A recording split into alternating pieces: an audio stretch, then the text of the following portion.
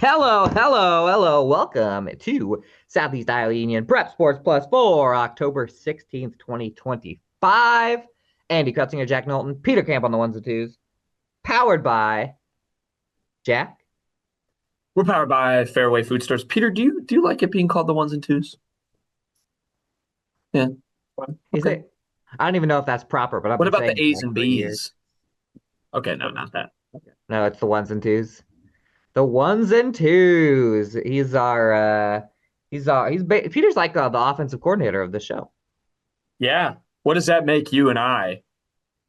Well, we're pawns, so I guess we would be starting quarterback, starting running back. All I guess right. I'd be quarterback since I start the show, and then you'd be I'll running take back. the running back spot. Hey, I have a question for you guys East-West that I guy. was wondering. I have a brace debate. All right. This is if you were a high school offensive coordinator, just say that your talent was pretty much average over the board. What formation would be your go-to offensive formation? Air raid. Honestly, I feel like I'd run a lot of stuff out of the pistol. A lot of teams are going to the pistol. Yeah. I think you can just do like outside and inside zone. I feel like it's pretty easy to run if you get a kid that's fast and have like an okay offensive line. You get them into space. Teams aren't very good at tackling in space. I was watching, so I discovered this. I kind of rediscovered this last week. I don't remember what I was doing, but I was looking for some. Oh, I was looking for Fairfield's game on YouTube, um, and I rediscovered that Fairfield High School has archived football games from 2005. And by the way, the Fairfield Mount Pleasant game from 2005 was excellent. If anyone wants to go back and watch that. And for 2005, they did a very good job with their camera work. They had two cameras. Anyway, the ones and twos were on. But anyway, they played. They played my school, Sheraton, before I was in high school. And so I was watching, and I realized that my high school's formation which is just an I formation with a slot back that plays closer to the backfield, is not run anymore, like at all. And I was trying to figure out if any college has run that the other day. And then I started to think about, you know what? We might be off. We might be coaches one day. You never know. Sometimes. I Go ahead. Oh, I did see one. It was one play. I forget which NFL game I was watching, but they did run a T formation play, and I just yelled at the TV. I was like, "It's Fairfield." It's Fairfield. Yeah, Fairfield's got it. Got the T figured out. I've always, well, not anymore, not this year, but I've always been in favor of Iowa running a old style tricky run offense like that because we never score. But now scoring like 30 points, something points a game, so I can't say that. Anyway, that was on my mind. I had forgot about it until we talked about Peter being an offensive coordinator.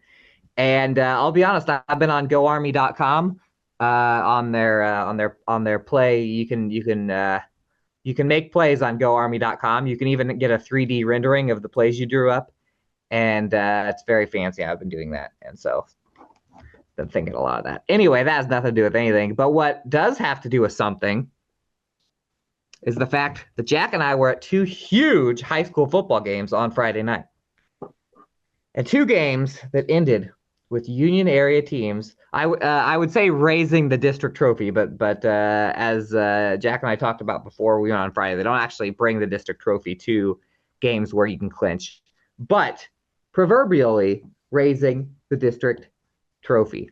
My neighbor is sweeping leaves right now. Perfect timing. Anyway, he's getting a nice little barking, but I was in not Packwood, Iowa. Jack, here's a fun fact. I went to Danville. It was Pekin at Danville.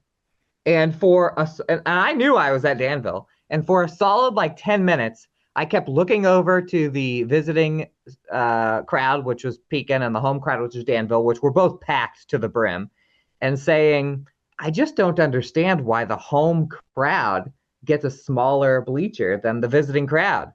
And then it finally occurred to me that I was not in Packwood. And anyway, this game, Danville versus Pekin, to set the stage, it was basically the district championship. If they would have known that Van Buren was going to beat Wapello. This was the straight out district championship. You call it de facto or whatever, but it built up. We've been thinking about this game, Pekin Danville, for a while. Lived up to the hype.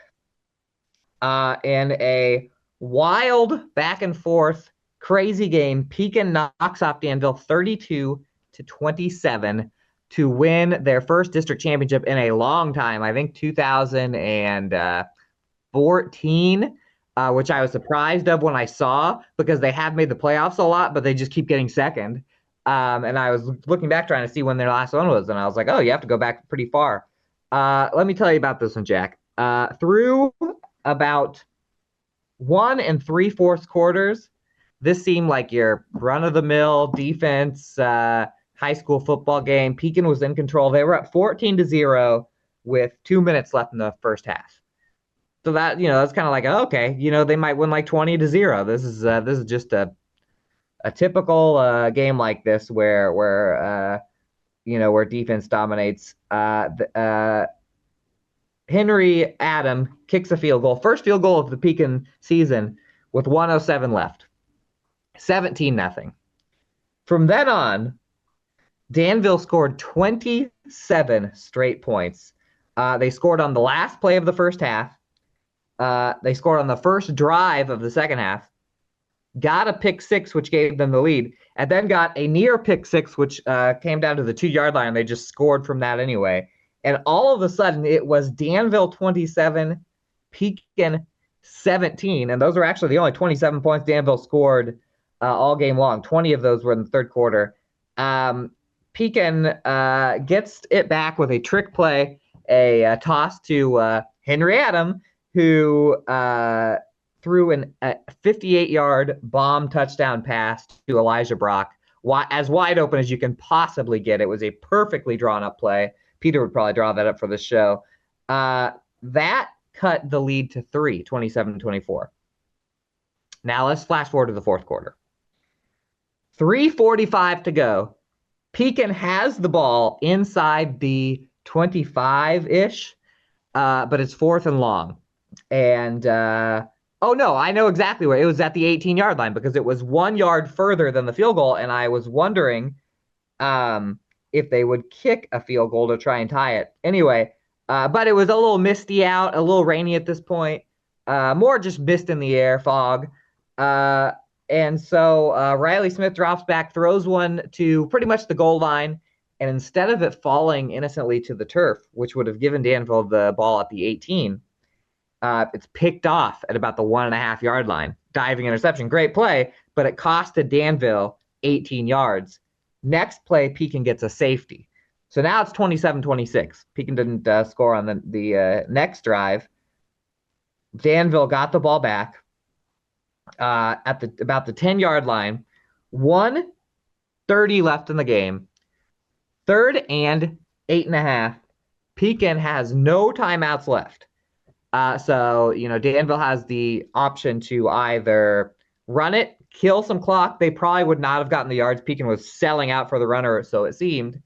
Probably punted away. Pekin gets it maybe at the 50, maybe at the opposing 40, or their own 40, with like a couple of plays to go. Danville decides to try and throw it to a running back coming out of the backfield. And Nolan Glick, who said after the game he had saw that play and he was ready for it, jumps the pass, picks it off, takes it to the end zone for what would be a game-winning pick six. Danville actually hit a bomb pass on the next drive, and they had a shot to win it again. And it was a wild, crazy game with all sorts of crazy stuff like that happening. The safety, the pick six, the trick plays, but it ends up a Pekin winner, 32-27. And a very emotional win. They were 0-8 just 4 years ago and have now risen back to prominence as the district champions for Class A District 5. Yeah, that's nuts. I have to say, you see that a lot at upper levels, like trying the pass and the little design rollouts on those 3rd and shorts to pick up the first down and kill the game. But with such little time left, I'm really surprised Danville didn't just try to run it and punt it back and get just one stop with like a couple seconds of Pekin having no timeouts. So credit to Pekin for taking advantage of that. Nolan Glick, I mean, that's why you watch the tape. Yep, that's why you watch the tape. He had a great game. And I will say that there was a couple of factors. One was Pekin was not only was selling out for the run, but the safety they got, Henry Adam got the safety. There was like 5 kids in the backfield. So at this point in the game, with how wet it was, they were finally getting pressure, which they were not getting earlier in the game, even when it was more of a defensive showdown. And then because of the miss, the punting and kicking games were getting a little sketchy. So maybe they were a little afraid they were going to shank a punt or something like that. But yeah, it was a crazy. I mean, it was one of those plays that are just unbelievable. And in the Union area, and I'm going to talk about one later, we've had a few of those kind of game-changing pick sixes here in these district games. So Pekin wins the district. They still got one game. They got Columbus this next week, but they're the champs. They'll get a home game. They'll get at least one home game. They'll get 2 home games, I guess, because it's a format where 4 teams get in. So 2 more home games up in Packwood, and we'll find out who they play on Saturday, I believe. And you, Jack, with a similar game, but not a similar result as far as closeness. Tell me about Mid-Prairie. No, yeah, I had a much less eventful in the sense of a chaotic game, but I did watch another district champ be crowned. Like you said, I was at Mid-Prairie. Man, they are a fun offense to watch. They absolutely bulldozed Mediapolis. Honestly, the plays that stood out were kind of on defense for Mid-Prairie that sort of won them the game, but they won 62-21, clinched the Class 2A District 6 title. It was just kind of a walloping from start to finish. Brooks Weber, Mid-Prairie's quarterback, actually didn't play in the second half. He got a finger injury. Despite that, he still threw 3 touchdowns in the first half, which actually set a single season record for him. He has 21 touchdowns. Believe took that record from his brother Brady, who had 20 a couple of years ago. So Brooks Weber has that record, but he did go out for the second half. And it was Hudson Ehrenfeld who took over at quarterback. It was really funny. I talked to him afterward. He kind of said, they told me to go out there and try and read the defense. I wasn't reading anything the first few plays. I was just waiting for the hole to open up so I could run it. He himself actually set a record before taking over at quarterback. He now has 62 career touchdowns. That is the most by anyone in a Mid-Prairie uniform. So he's just been awesome. His whole career. Gave me a good quote about that, how it just kind of feels good to have his name in the record books like that. He did have a touchdown pass on the night. He had a 41-yard touchdown. Or sorry, that was Weber's record-setting touchdown. I'm getting my records mixed up. But Ehrenfeld did have a 40-yard touchdown to Caden Koss, so he did throw a touchdown pass, and it worked out for him. But yeah, a lot of good defense in this game. Ryan Henry had it was a scoop and score, but I'm calling it a steal and score on a kickoff. The opening kickoff of the third quarter, Mediapolis returns it. I'm looking at my photos of the first half. I think I was actually checking my phone to check some stat or something, and I just hear cheering. I look up, and all of a sudden Ryan Henry has the ball and runs into the end zone. He chased down the Mid-Prairie kick returner, ripped the ball away from him, and just ran it in for a touchdown. It was kind of ridiculous. Caden Koss had a kickoff return. He also had an interception and a score on offense, so a really good day for him. Carson Humphrey had a receiving touchdown from Weber, and he also had a pick 6 in this game in the second quarter, and that play put Mid-Prairie up 42-7. Had a good quote from their coach, Darren Lambert. He said, "Those plays are momentum killers. They give us great field position." It was 14-7 in the second quarter when Koss had the kickoff return. The Mediapolis made it 14-7 to start the quarter, and then on the ensuing kickoff, Koss ran it back for a touchdown and restored. That was as close as Mediapolis was coming to winning this game. So a thorough job for Mid-Prairie, who, since their loss to Alburnett in week 2, they've won every game since, and they've looked pretty awesome doing it. So they are playing their best football heading into the playoffs, and assuming Brooks Weber's injury as it doesn't linger or anything, they should have him back for postseason 2 and be fine. So yeah, big win for Mid-Prairie to win the district. Yeah, we're in for a fun ride with those guys because assuming they can win this next Friday, which they West play Burlington, Notre against Dame on the West road. Burlington, Notre Dame. On the road. If they can win that one, they will secure. Well, they've already got the district championship, but that affects, I believe, when you get into like if they play another undefeated district team in the playoffs, and this is the same for Pekin. I think it doesn't matter your non-district losses. Like they just throw those out because it'd be kind of unfair to keep those in. So Mid-Prairie could have a few home games as well. They could play home the whole way, and Mid-Prairie. So the way they do it when it's undefeated versus undefeated district play, it's either alphabetical or backwards alphabetical based on the year. They go back and forth, and Mid-Prairie is an M. And so we'll be able to know it maybe when they come out with the playoff brackets, but that's all up in the air because Mid-Prairie is right in the middle. So I guess maybe you could, fans out there, or maybe I'll just sit there and try and comb through all the alphabet and see if they're going to be set for a home playoff run. Yeah, and they just that's a good Mediapolis team too. We've seen them a couple times this year, and obviously Mediapolis is playing for everything. So even more impressive that Mid-Prairie is able to come out and put them down like that. Yeah, no doubt. Elsewhere in the small schools, we want to do that roundup. There were a couple big time results. Sigourney Keota beat Durant. They crushed Durant 44-14.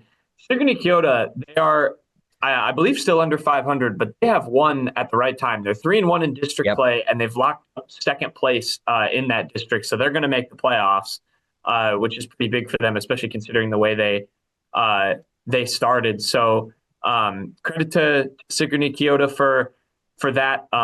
They won a big game. Cardinal on the board. They won the battle of the 0-6 teams. They beat Louisa Muscatine 20-6. So Cardinal will at least have a win. They actually play Sigourney Keota to end the regular season. So a couple of Union area teams playing then. But shout out Elijah Freeze, 52 yards and a touchdown through the air, 2 scores on the ground and 100 yards. He had a productive game. So good for Cardinal to at least get a win. Waco lost again. They lost to Springville. They are struggling and have a tough game this week against Iowa Valley. And then the big one, which is a good segue into kind of this week and stuff I'm discussing with playoff spots online.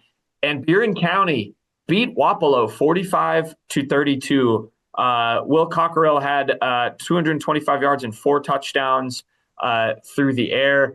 Jace Duncan, three of those touchdowns he had receiving. One of them was a 90-yard touchdown.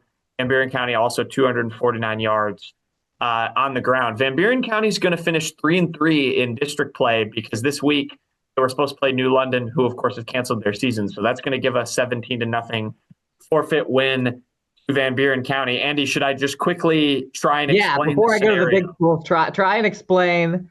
And I'll jump in as much as I can. But you have been crunching these numbers. What the heck is going to happen between especially that Class A district?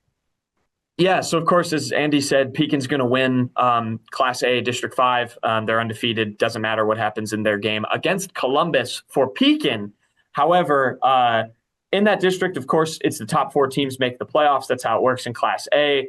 Right now, Danville is in second, Wapello is in third, and Columbus is in fourth. Van Buren County's on the outside looking in fifth. However, Columbus is going to play Pekin. Should Pekin close things out, which you think they'll probably want to and stay undefeated in district. I don't think they're going to take that game off. And then Wapello actually plays second place Danville, which is a major game because if Wapello can upset them, that would actually have Wapello finish second in the district. Danville would be third, and then Columbus would be fourth at that point. However, if Wapello and Columbus both lose, they, along with Van Buren County, would all be tied at 3-3.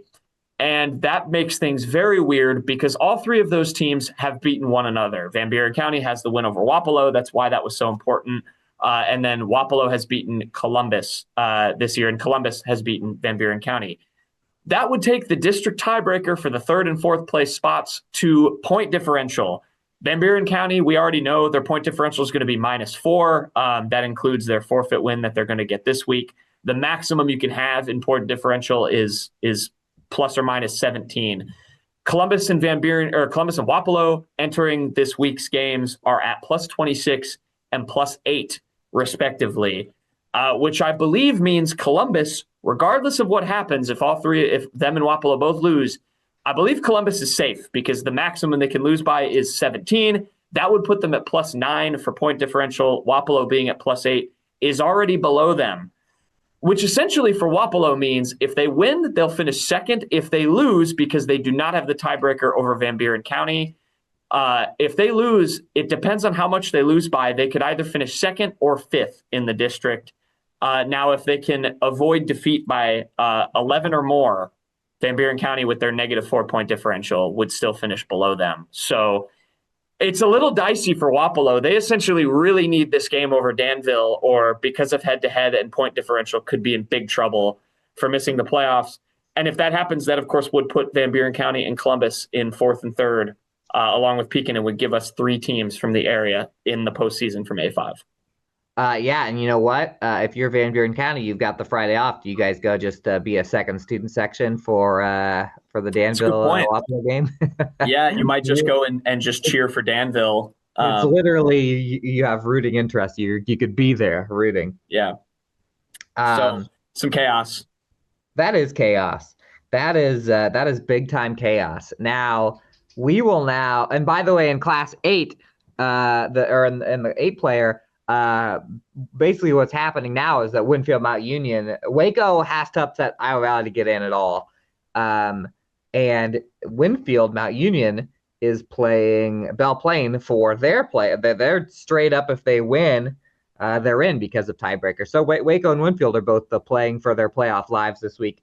Reminder, as we talk about this, that this is the last week for small schools. Now our big schools, 3A, we have we have two weeks left. So we'll get into the weird thing where the first round of the playoffs is the last week of the 3A, the week of the Fairfield Mount Pleasant game. By the way, I believe the playoffs do come out on Saturday. They don't waste too much time. They do get them out on Saturday, I think at noon. So we'll know a lot by Saturday. But I wanted to jump into to a clearer playoff picture, at least for right now.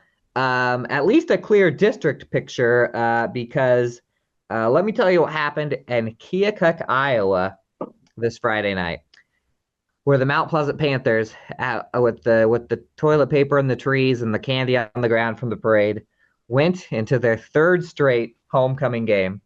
They had won their own homecoming game and Fort Madison's, so their schedule worked out to play 3 homecoming games in a row. And in a game where Keokuk really, really looked like they were about to knock off Mount Pleasant and really upset the math and Class 3A District 4, Class 3A District 4. I keep calling it District 5. Mount Pleasant knocks off Keokuk, very similar to our other Panthers, Pekin, a game-winning pick 6 that gives Mount Pleasant a what? Oh, never mind. Sorry, I was looking at the schedule and it had the score wrong, and I was like, "What is going on?" But I was on the freshman and sophomore schedule, so I was like, "What the heck?" It said 34-16. Hey, shout out to the Mount Pleasant freshman sophomore team for winning 34-16. Here it is, 35-34. Mount Pleasant over Keokuk, a game-winning pick 6. This game, so I was just, I check the other games on my phone now. This week, I was at a super close game, so I didn't have enough time to pull out my phone and check on all the streams, just mostly out of my own curiosity. And so the first time I checked, it was 20-6 in the first half, Mount Pleasant, which is kind of what I had maybe expected. I knew that Mount Pleasant might have trouble with the Keokuk's passing game, but I thought, their defense is good enough, their running game is good enough. Maybe it'll just be one of these. Just like Pekin, the other team, the homecoming team, starts flying back into it.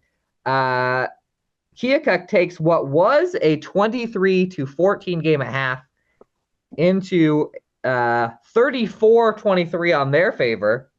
They scored the next 20 points in a row. Passing game for Keokuk was coming up huge. Chiefs were up 11 points with less than 9 minutes left in the game. Mount Pleasant had to drive down and score, and then hope to get the ball back. They did score. Keokuk driving on their last, not their last offensive possession, what they hope to be their last offensive possession, trying to kill off clock and maybe even score to put the game on ice. And it was about at the it was inside the 15, third down for Keokuk, so a couple times to get the first down or the touchdown. And they threw an out route to the 5-yard line, and all of a sudden, and if you see the video on Huddle, Lathan Novak Watson jumps this thing. It was not a bad pass or bad timing by Keokuk. He jumped it, picked it off at the 5-yard line, right on the sideline, and took it like a full sprint down the sideline, outran Keokuk trying to chase him down, scored the go-ahead touchdown. 2-point failed, but that put Mount Pleasant up 35-34. And then Keokuk still had a little time. They could come back and try and win it. And Novak Watson picks it off again. 2 interceptions, including a pick 6 in the last 4 minutes of this game. Another huge defensive or special teams play by Mount Pleasant, which has been, I mean, I'll tell you what, if you go back the last couple of years, the last years of Mount Pleasant, look at takeaways and special teams, they have not been one of the stronger teams. This year, they are one of the strongest special teams and just big play defensive teams that we've seen here. So another huge pick 6. What that does is that now sets up Mount Pleasant for, first off, the playoff math is much better having won. And now they got the big dogs of Solon. Actually, let me talk about Solon before we even. Well, you hear Jack, your thoughts on? Have you watched much of the replay of the Mount Pleasant Keokuk game? I have not, but yeah, I mean the defense just in the stats continues to be really impressive. So it's kind of their bread and butter this year. I know they're a really good tackling team too, and to get those takeaways, like that came up big for them against Washington. That's how they pulled away in that one as well. So yeah, it continues to be their bread and butter. Yeah, against Washington, another game that was felt like a have-to-have it game for them because as we said at the beginning of the district play, Washington, Mount Pleasant, Fairfield, and Keokuk, when they play each other, they're going to be good games. Against Washington, Mount Pleasant had a kick return touchdown from Griffin Jones, and then they had a pick 6 from Brody Clark. And now against Keokuk, Griffin Jones also had a kick return touchdown early in the game, and then another pick 6. So the big swing plays going Mount Pleasant's way. So they play Solon this week. Now, the theme of this year is someone at least going to give Solon like a nice fight, I'll say that Washington did for 3 quarters, but the 1 quarter that went awry really went awry as Solon wins 42-0. 28 of those points were in the second quarter. It was 7-0 after the first quarter. I checked out on that one too, and I kind of said, 7-0 there. They're sticking with them. And Solon only scored once in the whole second half, but Spartans get it done again. Defense was really good. Cale Williams only threw for 46 and ran for 21. I will say that Nick Stone, even in the games that Washington has come up short, like he had a really good game in that Mount Pleasant game. Another strong game from him. 6.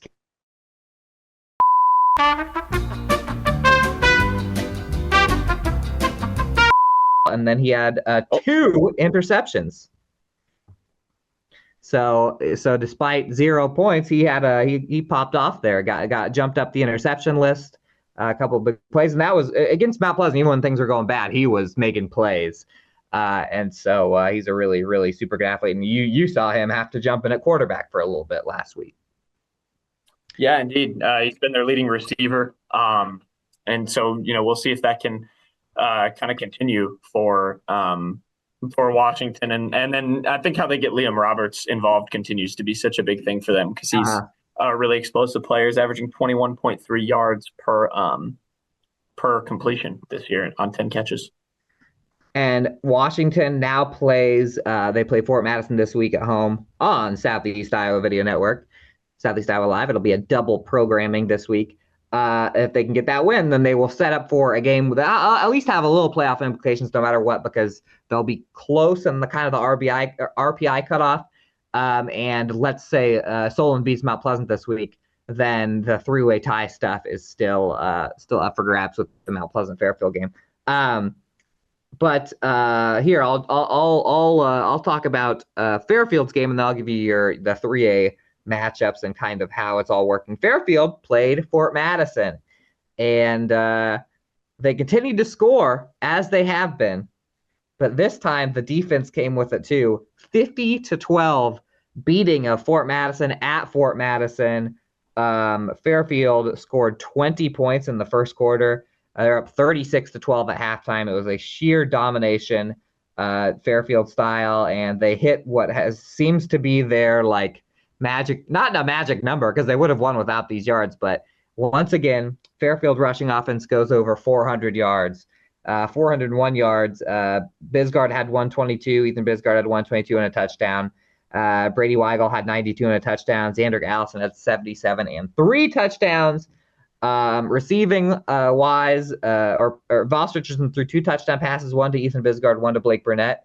And then Bisgard also had an interception. And Axel Starr had a fumble recovery. I'll tell you what, between Henry Adam and Ethan Bisgard, if you just put those two stat lines together, you've got like a season's worth of team stats, because field goals and interceptions and, rushing touchdowns and receiving touchdowns. So Fairfield puts up the 50 burger.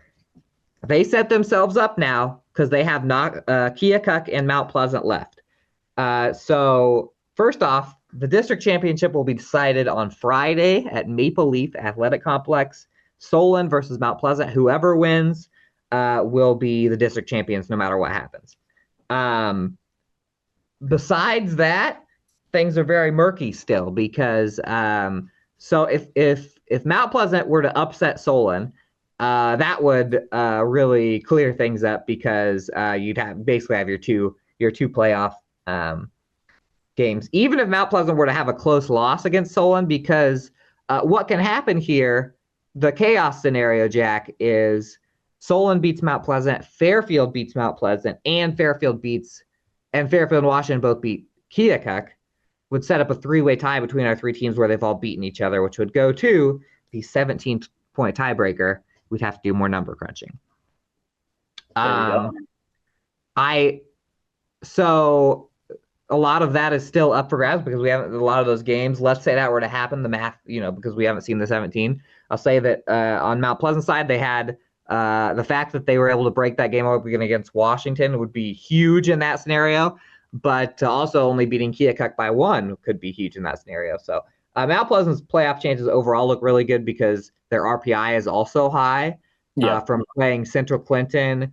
9th overall, I think. Yeah, they're 9th in the RPI without playing Solon, so they'll play Solon. So even if they were to win or lose, they're going to get a bump from that. Actually, our teams in the district get a nice little bump from the fact that Burlington played against Washington and Keokuk and Fort Madison, because Burlington is a 4A school that has got some wins, and so that's helping everyone jump up in the RPI as well. But so yeah, this week Fairfield and Keokuk, Mount Pleasant and Solon, and Washington and Fort Madison, and we might know a lot, and it might raise more questions, or it might answer pretty much all the questions. We shall see. It'll be fun. Oh, and Mount Pleasant, if they lose and Keokuk beats Fairfield, that also clinches the playoff spot for Mount Pleasant, because that eliminates Fairfield from the tiebreaker picture. So they'd have already been Washington and Keokuk. So a little simpler. There you have it. So that's all. You got any more thoughts on football, Jack? No, I'm excited to see how that shapes out. I'm glad the Washington Fairfield Mount Pleasant tiebreaker scenario could still exist and shake some things up. And Smalls looking like we'll have a Fairfield playoff team, so it'll be fun. You know what? I like 3-way tiebreaker scenarios. I like it when it comes down to it. And when we come back, I'm going to have disappointing news that involves the Southeast Conference volleyball tournament and how it did not go down to the very last tiebreaker. So when we come back, talk a little volleyball, talk a little cross-country including Super Conference cross country, the Jack was at. So do not, look at me, people. Do not go anywhere.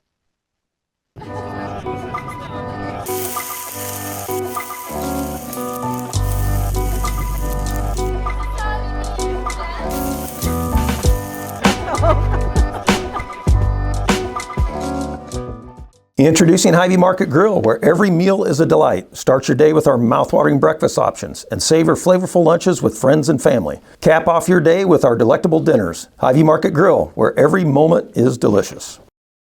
The Connie and Amanda team is dedicated to giving back to our community by actively engaging with our clients, businesses, and the public. When it comes to helping you find your next home, investment, or commercial space, the Connie and Amanda team is here for you. At WCHC, our goal is to take great care of our patients and our staff. We are able to approach you, take care of your issues, but also give you a path, as far as referrals or treating you right then and there. Our role in the community is taking care of something that matters to everyone. It's their family and their health. More than you expect for your health care. Hello, everyone. Welcome back. Southeast Iowa Union Prep Sports Plus, powered by Fairway. Andy, Jack, Peter. It's time to talk a little volleyball, Jack. So throwback to last week. If you want to pause this and go listen to Jack talk about the SEC volleyball tournament. Actually, you know what? I'm going to throw it over to Jack. Jack, tell me, going into my experience on Monday night, how did the SEC volleyball tournament shake out from day one to day two? Yeah, just I guess a quick setup. It was as expected.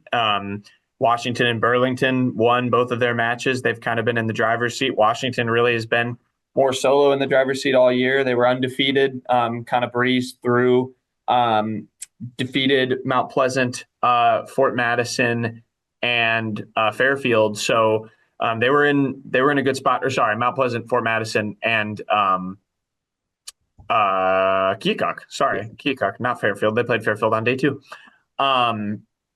But yeah, kind of set themselves up well to secure their second straight conference tournament title. Burlington had won its matches too. They beat Fairfield and I believe Mount Pleasant as well. So I think Fairfield and Burlington was 3-0 actually. I think it was Fairfield, Fort Madison, and Keokuk. And Keokuk, yeah, they had the three. Yeah, so they had to play Mount Pleasant and Washington on day two, but it did not go the Demons' way, Andy, on day two on Monday. It didn't. So the way it's set up, it's just the schedule is the schedule. So Burlington and Washington played in the first game on Monday. If Washington would have won that game, keyword would have, it would have set up a situation where Washington and Fairfield both won out. Washington and Fairfield had a huge one at the very end, which is the way it's set up is the first place and the second place team are supposed to have a big one at the very end that maybe, decides the championship because round robin. Fairfield fans were cheering for Washington in this because they knew they needed Burlington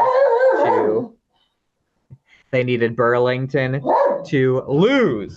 So I was there. First set goes by well.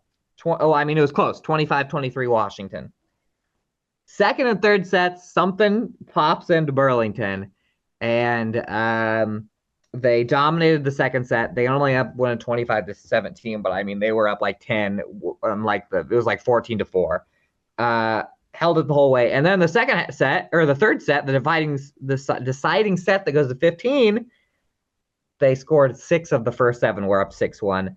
Washington was able to claw back all the way to cut it to a 1-point lead, but Burlington ends up pulling it out 15-12 in the final set, which then ruined everything because all intrigue was gone because Burlington had clinched the SEC championship.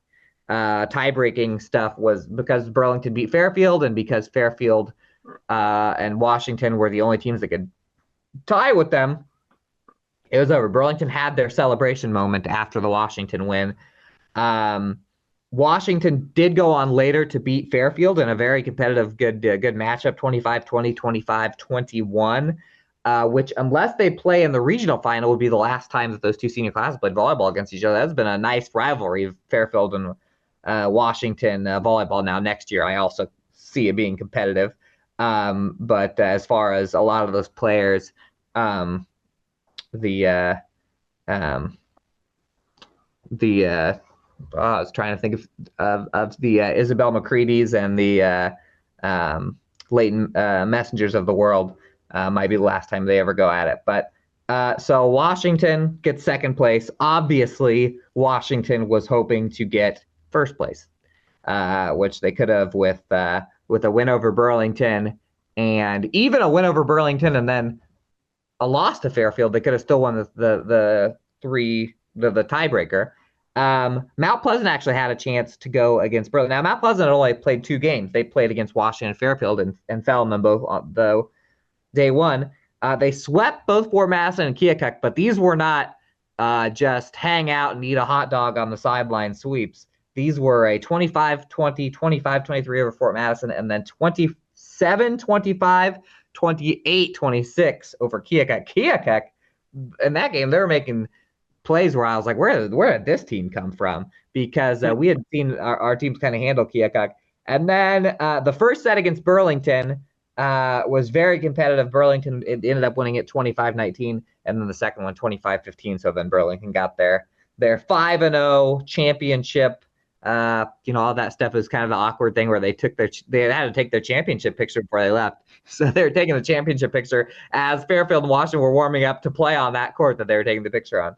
So that was it. So Burlington wins 5-0, Washington second, Fairfield third, Mount Pleasant fourth. And then for anyone who cares about how the Fort Madison Keokuk game went, it went to 3 sets. Fort Madison won. So Fort Madison 5. Keokuk 6. Yeah. Burlington, Washington, Fairfield, Mount Pleasant, Fort Madison, Keokuk in that order. So there's your final standings. That's the SEC championship. And there you go. That does pretty much does it for most of the SEC games. I'll say that Mount Pleasant and Keokuk play in the first round of the 4A, and maybe Washington and Fairfield could play in the 3A tournament down the line. Hopefully, that's what we hope. Well, that's not. I can't even say that's what we hope because Mid-Prairie is in there too. But that's it, Jack. And I texted you at like 5:45. I was like, well, it's over now. Yeah. That obviously, Washington will be disappointed with that, but still a lot to play for. I mean, man, it would be really fun if them and Fairfield got to match up and play one another. Or not them and Fairfield, excuse me, them and Mid-Prairie got to match up and play one another in the playoffs. It could, well, yeah, and then so Mid-Prairie and so you had the bracket, but if Fairfield's at the top, right? So Fairfield could play Mid-Prairie in the second round, and Washington could play either of those teams in the championship. So Mid-Prairie, Fairfield, and Washington, and Jack has a full-on breakdown in the newspaper and on SoutheastIowaUnion.com. But those 3 teams could be battling it out. They could be, yeah. They're in the same bracket. We have a bunch of teams in the same bracket as well. So we got was it Pekin, Winfield playing in the first round against each other? Yep. So there's another Union area showdown. Yeah, Pekin, Winfield. New London, Pekin, Waco, and Winfield, all in Region 2 and Class 1A. So we hopefully have a lot of those games. We've had, we've had some big ones in the past years, and I would like those big volleyball games, the regional finals. I would like. I think I like our chance of at least having one team, but the idea of it being Mid-Prairie and Washington or Fairfield, Washington, could be electric. Jack. Indeed. Quick on the Southeast Conference because we're gonna let's transition to a little cross country, and then we'll just be yahoos on the C block. But SEC cross country is today if you're watching on Thursday in Mount Pleasant. So I'll be there. So all you SEC cross country fans, the championship will be decided this Thursday. And by the way, in the defending champion Andrew Reese for Washington will be trying to defend his crown, and in the girls' race, there was 2 defending champions. The last 3 champions, Ira Stahl last year and Avery Rump before Madison the 2 years before that. And then Mount Pleasant's Avery Fedler has beaten them in the regular season. So that's a spicy one for the SEC title. Now, add a couple letters to that acronym, because Jack was at the SEISC championship yesterday. 2 days ago, if you're watching on Thursday. Tell me how it went, Jack. It went cold. It was cold. Yeah. It wasn't as cold as it could have been, but it was very rainy and windy. But yeah, SEISC, no major surprises, I would say, at the top. Chloe Glosser for Pekin won the girls' race. She ran 19:36.2, which actually isn't even all that close to her best time, but still won by almost 30 seconds over the next fastest runner, which was Josie Dykstra from Waco, who also had a good race and got second for them. But yeah, Glosser, another excellent race for her. For Pekin, on the team side for girls, though, it was Van Buren County getting the win. Their girls team has been awesome overall for pretty much the whole season. Kaylee Snogren came 4th, Riley Phillips 8th, Rory Phillips came 14th for their top 3 runners to kind of lead them. They had 59 points. Pekin actually took 3rd behind Glosser's performance on the girls' side, and then on the boys' side, it was all Waco. They had a big student section come out there to Hillcrest. They were getting really rowdy for their guys. That was really fun to watch. So shout out to Waco. Shout out to the Waco students. I talked to the winner of the race, who was from Waco. It was Jude Dykstra, who you mentioned, Andrew Reese. The 2 of them have had some battles along with some of the Fort Madison guys. Lincoln Bainbridge as well from Van Buren County's been there with those 2 as well. He won the race. He was getting a bunch of cheers from. He said he didn't realize until this morning that all those guys were going to get bussed out there to watch that. So shout out to them for kind of fueling Waco's performance. But he got 3rd.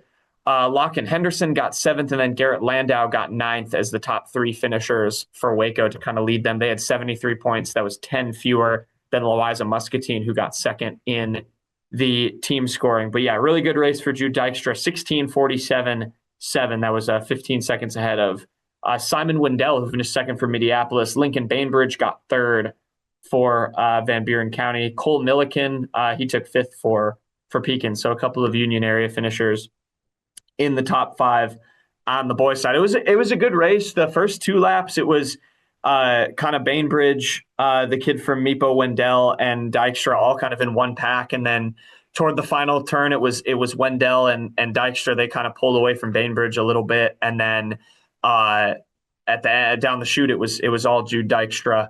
And on the girls' side, sort of a similar thing. Sort of off the bat, it was Glosser and Josie Dykstra just kind of out in front. And then Glosser was able to pull away kind of on that final 3rd lap. Very weird course at Hillcrest. They run through through the outfield in the baseball diamond and through a fence right away. That's it's a couple gates that are open. So they go really tight and then straight up a hill into the course. And it is kind of a weird start. But yeah, so some good performances. I think we're going to have a lot of good state runners from the SEISC too to watch, and Glosser and Dykstra will be 2 names in particular. Yeah, the great thing about the last few years with the small schools, we just had a lot of runners that are kind of close to each other and that are also, runners that are good enough to land on the state podium. So I was hoping that I clicked on cross country and the sites or where everybody is running comes out today, I believe. I assume that all those runners will be running against each other. They always stick them together. So that's fun because now they have multiple big races where they all battle it out, and it's cool to see. So and you know what, maybe they'll have the big race, maybe they'll be battling out again at state. So excited. I'm excited about our cross country prospectus, as you will, and I'm excited about tomorrow's SEC meet, and I'm just excited. It's an exciting time to be alive. And when we come back, we're basically just going to do our goodbyes. But I think that we'll have some breaking news of some sort, maybe, or not. You got to stick around either way. Attention Hy-Vee shoppers, introducing Hy-Vee Perks, your ticket to exclusive savings and rewards. Access exclusive perks, prices, earn gas discounts, and unlock special deals. All this for free. Join Hy-Vee Perks today and start saving.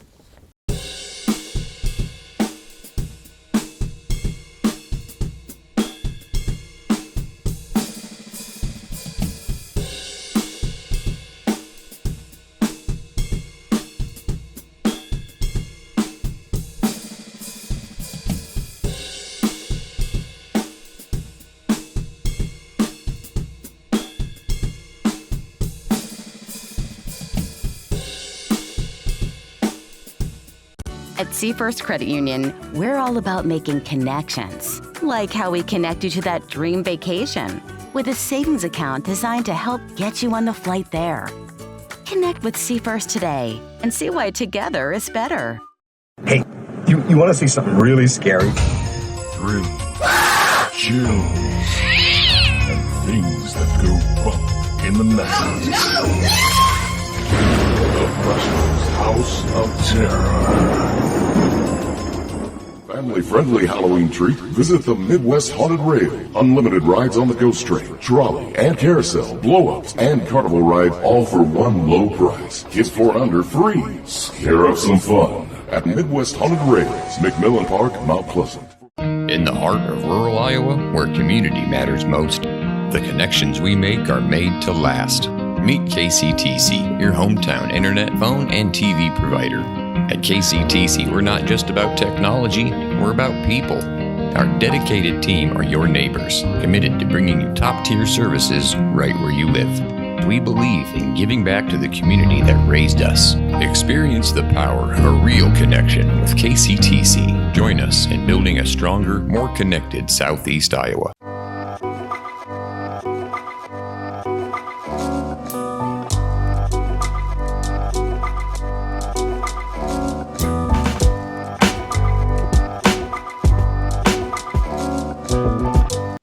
Southeast Iowa Prep Sports Plus breaking news from our ace reporter Jack Knowlton. Jack, what tip did you get coming out of Sacramento?